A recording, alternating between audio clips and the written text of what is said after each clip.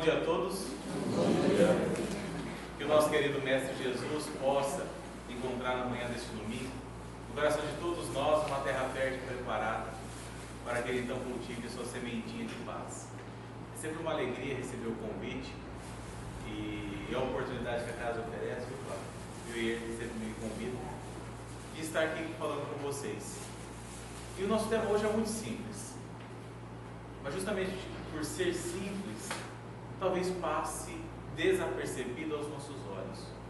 Porque segundo o texto bíblico, antes de Jesus começar os seus 3 últimos anos encarnado aqui na terra, são os 3 últimos anos de maior intensidade de suas pregações, ele teria se retirado, ficado um tempo ausente, mais ou menos 40 dias, segundo a narrativa, e quando ele retorna e dá início a esse processo, ele faz o primeiro de muitos outros sermões que ele iria realizar.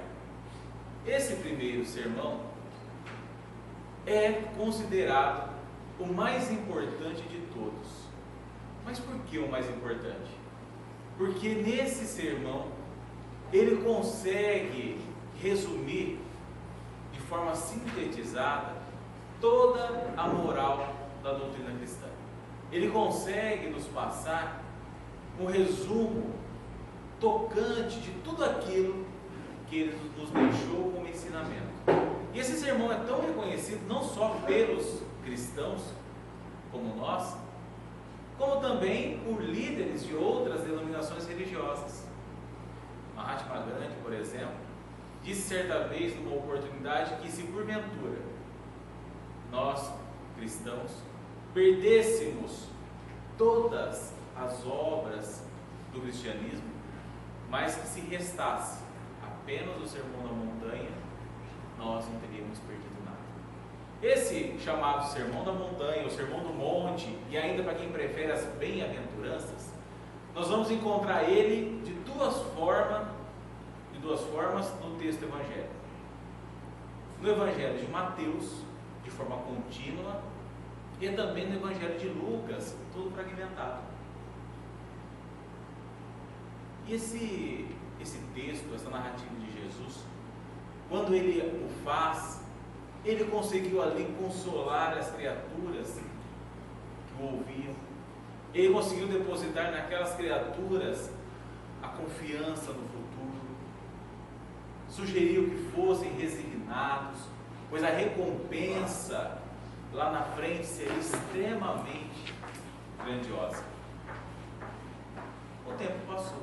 18 séculos depois, nós temos a oportunidade de conhecer a doutrina espírita. E aí nós perguntamos, será que Allan Kardec deu a devida importância a essa narrativa de Jesus? E nós vamos encontrar na terceira obra da codificação do Evangelho segundo o Espiritismo as referências a este texto. Mais precisamente no capítulo 5 do Evangelho, com o título Bem-aventurados os aflitos. Mas nós podemos pensar, se esse texto realmente era tão importante, se ele tinha um significado tamanho, será que Kardec não bobeou? Será que ele não se atentou a esse detalhe e então só começa a falar dele no capítulo 5 do Evangelho? E aí nós vamos perceber que naturalmente que não. O codificador foi escolhido de forma extremamente atenciosa pelo próprio Cristo, para ser responsável em trazer para nós, adeptos hoje da doutrina, um esclarecimento maior. E ele coloca assim, no capítulo 5, mas por uma prudência e uma necessidade de nos orientar e de nos fazer compreender esse texto. Pois nos 4 primeiros capítulos que antecedem, Kardec embasa a doutrina em 4 pilares extremamente importantes, para que depois de compreendermos esses pilares, essas bases, nós pudéssemos então começar a entender a narrativa de Jesus. Então, logo no capítulo 1, ele nos traz o título Não Vim Destruir a Lei. E nesse capítulo, Kardec fala do papel de Moisés, da ligação com Jesus, e agora o vínculo com a doutrina espírita. O quanto esses três momentos da humanidade têm a ver um com o outro. Convida ainda que aconteça novamente a união entre ciência e religiosidade. Depois, no capítulo 2, Kardec nos traz o título Meu Reino Não É Deste Mundo. Nesse capítulo, então, ele nos explica que somos espíritos imortais, que estamos de passagem aqui na Terra, que a nossa verdadeira casa é o plano espiritual, que nós não vamos ao plano espiritual, nós retornamos para lá, e que estamos em uma oportunidade encarnatória da qual temos compromissos, objetivos, e que quando terminada a nossa jornada, retornamos à pátria espiritual para podermos reavaliar, repensar e novamente dar continuidade ao nosso processo evolutivo. No capítulo 3, Kardec nos traz um outro título bastante interessante: Há muitas moradas na casa de meu Pai. E nesse capítulo, ele fala da diversidade dos mundos habitados. Que Deus não fez apenas esse planeta e apenas nós, e fez todo o universo para nos enfeitar. Nós vamos entender os tipos de mundos de acordo com o grau de espíritos que ali estão vinculados, onde nós vamos entender a importância de cada um deles e entender que o planeta Terra, casa que nos abriga nessa oportunidade, é um planeta de expiações e provas. Entendendo que é um planeta de expiações e provas, nós começamos a entender de antemão os motivos de nós encontrarmos tanto sofrimento, tantas adversidades e tantas coisas que nos fazem questionar a nós mesmos: o que está acontecendo aqui? Depois, no capítulo 4, ele nos traz o tema: ninguém verá o reino de Deus se não nascer de novo. E aí então, nesse capítulo, ele finalmente trata da reencarnação, nos fazendo entender qual é o papel da reencarnação na evolução do espírito, fazendo a cada um de nós entendermos por que estamos aqui, o que acontece conosco, quais são os nossos objetivos. E só depois de trabalhar esses 4 aspectos que embasam toda a doutrina espírita, ele então começa assim a trabalhar as mazelas humanas, para nós entendermos os motivos de nossas aflições. E aí ele traz no capítulo 5 o início do trabalho, esmiuçando a referência ao texto bíblico, ao texto evangélico de Jesus. E o curioso, que o primeiro item desse capítulo, que diga-se de passagem, é o capítulo mais longo do Evangelho, e o capítulo que também tem o maior número de mensagens assinadas pelos Espíritos, são 13 no total. Ele então retira um trecho do Evangelho de Mateus, onde nós encontramos: bem-aventurados os que choram, pois que serão consolados. Bem-aventurados os que são sequiosos e famintos de justiça, pois serão saciados. E bem-aventurados aqueles que são perseguidos pela justiça, pois é deles o reino dos céus. Então, quando chegamos nesse capítulo e vemos no item 1 esse trecho do Evangelho de Mateus, nós podemos questionar: será que Kardec sabia o que ele estava escrevendo? Será que Jesus sabia o que ele estava dizendo? Porque como pode ser bem-aventurado aquele que está aflito? Como pode ser bem-aventurado aquele que passa por momentos difíceis, que vai às lágrimas? Como pode ser um bem-aventurado aquele que tem fome, que tem sede de justiça?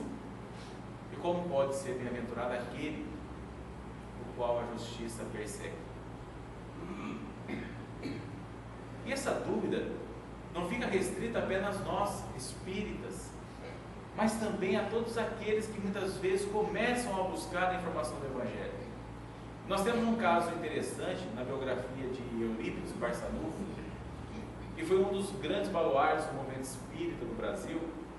Ele que era católico de formação e católico praticante, diga-se de passagem, homem de ciência, vinculado de forma muito importante na educação. Eurípides Barçanufo, embora fosse uma pessoa religiosa, ele carregava dúvidas acerca desse texto.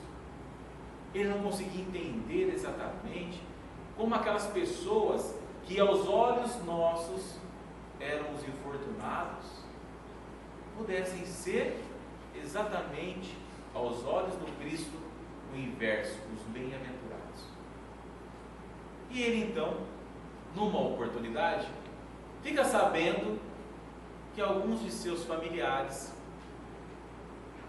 numa propriedade rural próxima a Sacramento, em Minas Gerais, estavam ali estudando uma tal de doutrina espírita.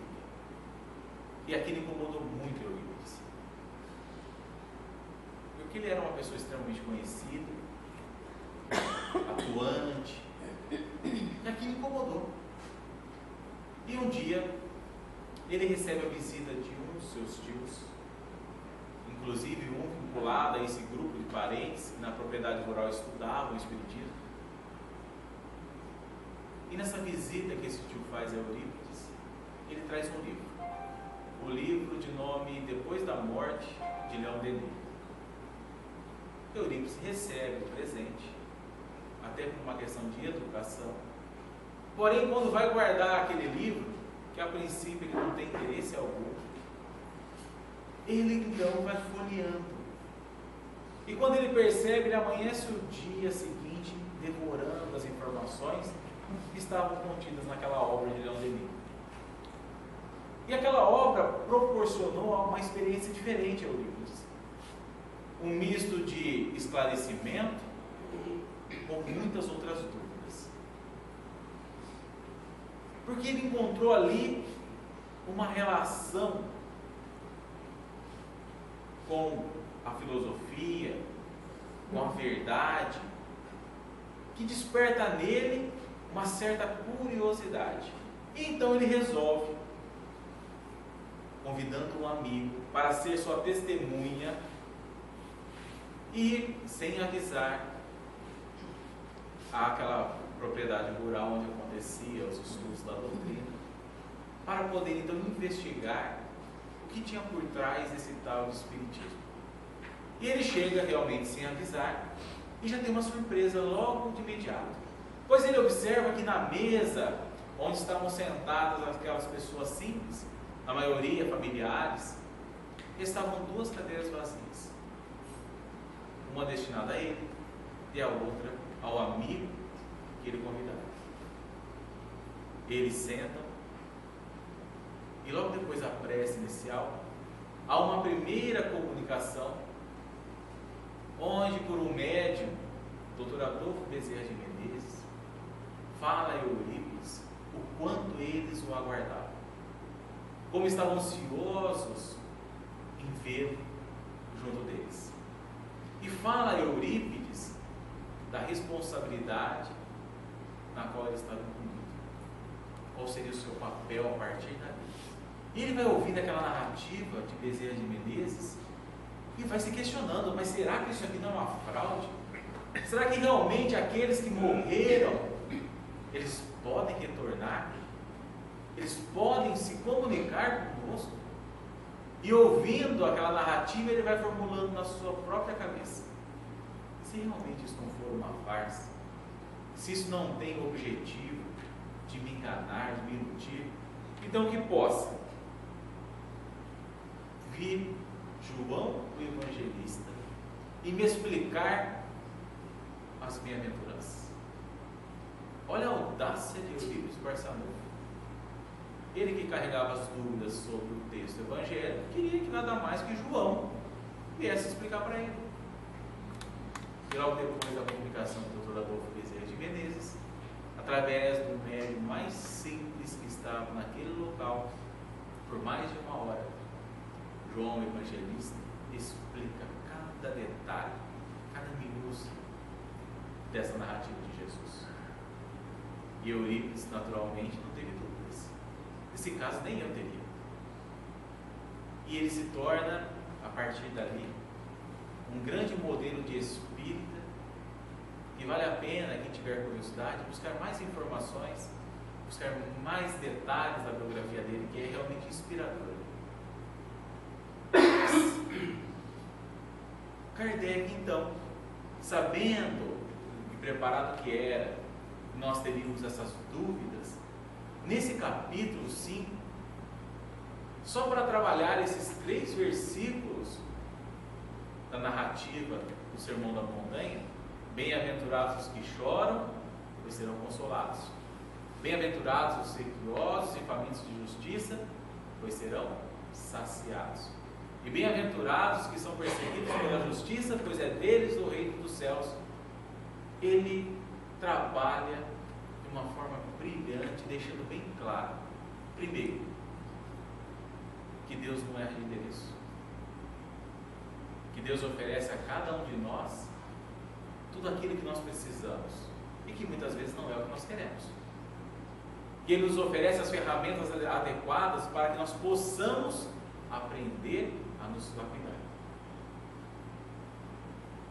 Ele nos explica ainda nesse capítulo que tudo aquilo que nos acontece são consequências de nossas escolhas,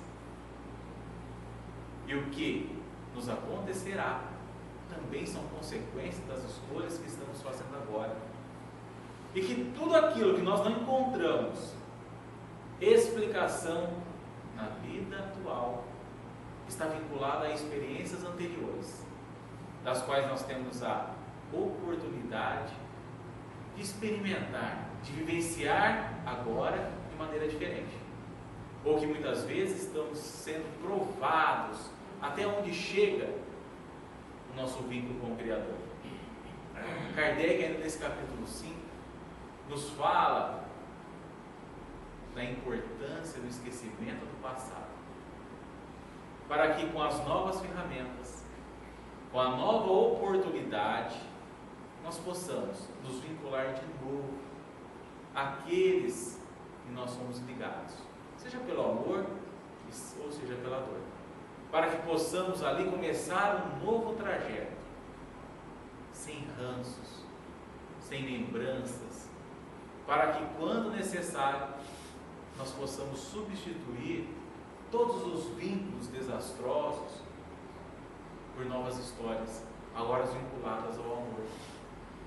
Nos diz ainda a importância de nós sermos resignados e compreender que, se Deus, como nós o entendemos, é bondoso, misericordioso, justo, Ele simplesmente está nos oferecendo oportunidades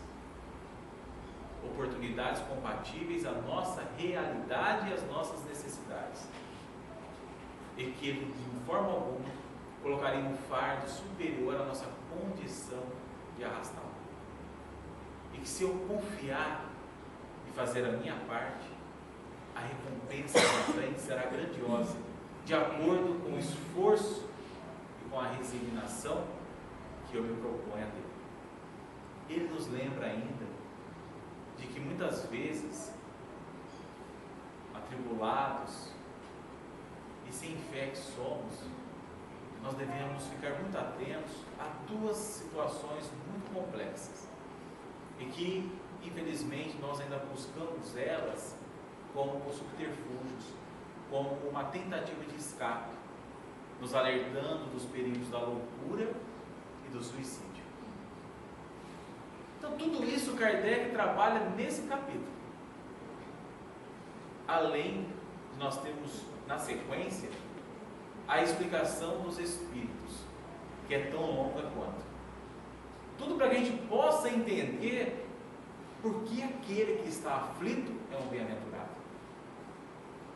Para tentar ajudar a nós entendermos por que os motivos de aflições são realmente importantes para nós, nós vamos tentar entender o que é um bem-aventurado. E a melhor forma de nós entendermos o que é um bem-aventurado é procurando o significado. E aí nós precisamos pegar o recurso do dicionário. Como nós sabemos que a palavra bem-aventurada ela é composta, nós precisamos primeiro entender o que é bem e depois o que é o aventurado. Talvez para vocês isso seja muito claro, mas para mim me causou algumas surpresas. Pois segundo o dicionário, bem, a palavra bem significa, isso é dicionário, tá? Não é espiritismo, todo e qualquer fator capaz de gerar condições ideais ao bem-estar, ao aprimoramento e ao progresso de um indivíduo ou de uma comunidade. Princípios ou regras de conduta, tudo que é bom, tudo aquilo que gera aperfeiçoamento espiritual no ser humano, aproximando e o tornando semelhante à divindade ou a Deus. É uma virtude. Depois a palavra aventurado. A palavra aventurado significa que é aquele que se aventura, aquele que se expõe a perigo, que não tem medo, que é destemido, que é ousado. E a palavra aventurado é uma derivação da palavra aventura, que nada mais significa do que destino. De acordo com as informações que a gente tem no significado dessas palavras, nós podemos entender que aquele que não tem dúvidas, aquele que não tem medo de buscar tudo aquilo que ele precisa para se aproximar de Deus, esse é um bem-aventurado. É aquele que está fazendo um burilamento do próprio espírito. E para que nós possamos fazer um burilamento de nós mesmos, nós teremos que nos incomodar um pouco. Porque se nós somos criados simples e ignorantes e temos um objetivo, porém recebemos um negocinho chamado livre-arbítrio, que é o poder de nós decidirmos por onde nós vamos, na maioria das vezes nós nos desviamos desse caminho. Fomos nos desviando, nos afastando, e aí Deus, na sua misericórdia, manda um laço nos trazer de volta. E a esse laço nós damos o nome de dor. É apenas a dor que tem a capacidade de nos trazer de volta à divindade. Pois quando nós estamos felizes, festejando, dificilmente nós lembramos de Deus. São raras as exceções. Porém, quando a dificuldade, os infortúnios da vida se apresentam, naturalmente nós nos lembramos dele. E esses infortúnios, essas dificuldades, promovem em cada um de nós, ainda que muitas vezes de forma muito rápida, o desejo de fazer diferente, a vontade de fazer melhor, de mudar. Só que naturalmente, quando nós tentamos alterar um hábito que nós carregamos, nós vamos encontrar barreiras, dificuldades, nós seremos incomodados. E aí nós ficamos pensando assim, mas como pode ser isso? Olha eu aqui no centro espírita, domingo de manhã, estou tentando me melhorar, e parece que quanto mais eu busco uma melhora, mais dificuldades aparecem. Será que Deus falou, eu vou escolher aquele ali, vou fazer ele sofrer? Isso é incompatível com a justiça divina. Ah, mas eu tenho lá um amigo, um vizinho, não quer saber de nada, Ele passa por cima de tudo e de todos para ter aquilo que lhe convém, aquilo que ele almeja, e é feliz. Está errado isso? Não, não está errado. É que na verdade aquela criatura ainda não despertou para a necessidade desse burilamento íntimo. E ela continua fazendo aquilo que bem entende, cavando um buraco em torno de si mesmo. Mas em determinado momento, ela também despertará. E ela terá que começar aquilo que nós, de alguma forma, já iniciamos. Pois todos aqueles que têm essas aflições na existência, é porque de alguma forma teve a coragem e a determinação de iniciar esse processo de lapidação íntima, de transformação do espírito.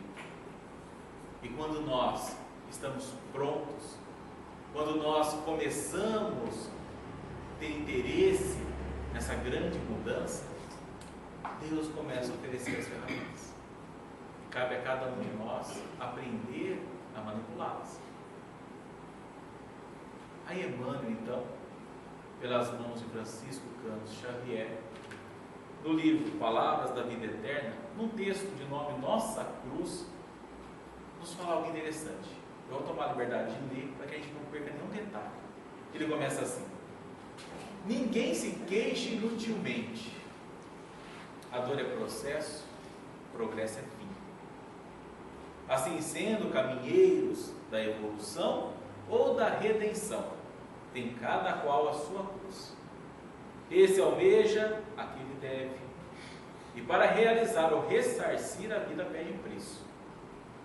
Ninguém conquista algo sem esforçar-se de algum modo, e ninguém resgata este ou aquele débito sem sofrimento. Enquanto a criatura não adquire consciência da própria responsabilidade, movimenta-se no mundo a feição de semi-racional, amontoando problemas sobre a própria cabeça. Entretanto, acordando para a necessidade da paz consigo mesma, descobre de imediato a cruz que lhe cabe ao próprio burilamento. Encarnados e desencarnados, jungidos à terra, vinculam-se todos ao mesmo dispositivo de progresso e resgate. No círculo carnal, a cruz é a dificuldade orgânica, o degrau social, o parente infeliz. No plano espiritual, é a vergonha do defeito íntimo não vencido, a expiação da culpa, o débito não pago. Tenhamos, pois, coragem precisa de seguir o Senhor em nosso anseio de ressurreição e vitória. Para isso, porém, não nos esqueçamos de que será preciso olvidar o egoísmo inconstante e tomar a nossa cruz. Ou seja, irmão, está dizendo o seguinte: todos nós temos propósito aqui na Terra. Alguns de resgate, outros de transformação. Seja qual for ele. Seja qual for a nossa necessidade íntima, aproveitemos. Somente aqueles que estão sendo incomodados é que começaram esse processo. Por isso nós devemos entender que a dor, que não é a mesma coisa que sofrimento, o próprio Chico nos alertou que a dor ela é inevitável. A dor é aquilo que nos incomoda, que nos é colocado. Porém, o sofrimento, esse é opcional. O sofrimento é como nós vamos lidar com ela, como nós vamos encará-la. Nós que temos dores a aprender como administrar, começamos esse processo. Mas vocês podem pensar assim: tudo bem. Então, se eu choro, é porque eu estou sendo incomodado. Realmente eu vou ser consolado depois com a minha transformação. Mas como pode nós encontrarmos nessa narrativa de que aquele que tem fome e sede de justiça é um bem-aventurado? Pior ainda, como pode ser aquele que é perseguido por ela também ser um bem-aventurado? E o motivo é tão simples. É porque nós associamos a palavra justiça com punição. Se o Flávio me diz assim: levarei você à justiça, Júnior, eu sei que ele não está me convidando para um café, não. Né? E automaticamente nós associamos essa expressão ao nosso dia a dia. Só que nós nos esquecemos que até ali em torno do século XVI, mais ou menos, a palavra justiça tinha uma outra conotação. Justiça não era punição. Justiça significava harmonização. Ou seja, quem tem fome e sede de justiça deseja a harmonização com as leis de Deus, da qual ele se desviou. Aquele que é perseguido por essa justiça está tendo a oportunidade de se harmonizar. E nós vamos entendendo que a narrativa do Cristo é fascinante. Basta que a gente tenha olhos de ver e desejo de entendê-la. Mas se essa dificuldade nossa, de muitas vezes entender o processo da dor, de como ela pode operar mudanças e transformações em nós, também não é só nossa, não. Francisco Cândido Xavier, nosso querido Chico, despertou uma dúvida sobre um texto que está lá no capítulo 9 do Evangelho. Só me engano, no primeiro parágrafo do capítulo 9. Um item que trabalha justamente aquele que nós mais temos, a tal da paciência. O texto diz assim: a dor é uma bênção que Deus envia aos seus eleitos. Não vos aflijais, pois quando sofrerdes, antes bendizei a Deus onipotente, que pela dor vos marcou neste mundo para a glória nos céus. Chico leu isso e falou: mas como? Os eleitos de Deus, como podem eles receberem a dor como recompensa? E ele carregava essa dúvida consigo, e o curioso é que nem Emmanuel, nem nenhum outro benfeitor espiritual tem resolvendo. Nunca tocaram no assunto. E o Chico, como era funcionário público do Ministério da Agricultura, muitas vezes na região de Minas ali, ele era obrigado, pelas circunstâncias, a trabalhar em leilões de gado, que era muito comum. E lá vai o Chico. Chegando às vésperas do leilão, no final do dia ele vê os caminhões trazendo os animais que vão participar. Ele observa que eram animais de grande porte, que iam sendo desembarcados daqueles caminhões e conduzidos, cada um à sua baia. Eram animais da raça Nelore, aquele gado branco, forte. Ele vai olhando aqueles animaizinhos entrando. E o Chico tinha uma percepção bastante apurada da condição dos animais. E ele enxergava cada um deles como irmãos. E aí, de repente, ele percebe que quando todos estavam nos seus devidos lugares, entra uma equipe. E essa equipe vem para dar banho aos animais. E aí Chico começa a ficar aflito. Pois não bastasse a água que era lançada sobre eles, eles eram escovados, mas escovados com escova de aço, para que o pelo pudesse ser limpo de forma profunda, desembaraçado. E o Chico, vendo aquele ritual que acontecia ali, começou a ficar perplexo. Mas ele sabia que aquilo terminaria. Só que, para surpresa dele, quando termina o processo do banho, chegam os veterinários. E começa então as vacinas, os vermífugos que são injetados. Mais uma sessão de dor que ele acompanha. E quando ele acha que tudo terminou, ele nota que os organizadores do evento começaram a separar os animais mais vistosos, de maior porte. Ele deduziu naturalmente que eram os melhores. E esses animais são conduzidos para a terceira fase do processo de preparação, que é a remarcação. E para aqueles que não se lembram, não conhecem o processo, a remarcação ou a marcação de um animal é feita a ferro quente. E o Chico assiste tudo aquilo e vai ficando num desespero total. E quando termina esse processo, quem aparece? Emmanuel. E Emmanuel diz a ele: Chico, observou o que aconteceu com esses animais, Chico? E ele, num misto de ansiedade, de desespero, falou: sim. E Emmanuel diz a ele: lembra da sua dúvida acerca do capítulo 9 do Evangelho? Onde nós encontramos que Deus envia a dor como bênção aos seus eleitos? Chico: sim, me lembro. E Emmanuel diz a ele que é assim que acontece com a criatura humana. Assim como aqueles animais que eram valiosos, importantes, num determinado momento eles foram apartados dos demais. E nós também somos. Quando nós começamos um processo de mudança, muitas vezes nós nos vemos como diferentes. Nós começamos a remar contra a maré. E depois, quando somos apartados, nós precisamos começar o processo de escovação das nossas mazelas, dos defeitos que nós carregamos de tanto tempo. E esse processo de limpeza espiritual é complexo, é difícil e nos incomoda bastante. Depois nós precisamos ser vacinados contra as nossas próprias tendências, para que depois de preparados,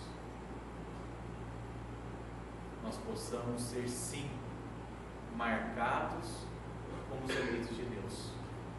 Mas para sermos marcados como eleitos de Deus, como aqueles que atingiram o seu objetivo, nós precisamos do ferro e do fogo da dor, pois só ela é capaz de gerar a transformação necessária. Por isso a dor realmente é uma bênção que Deus nos envia.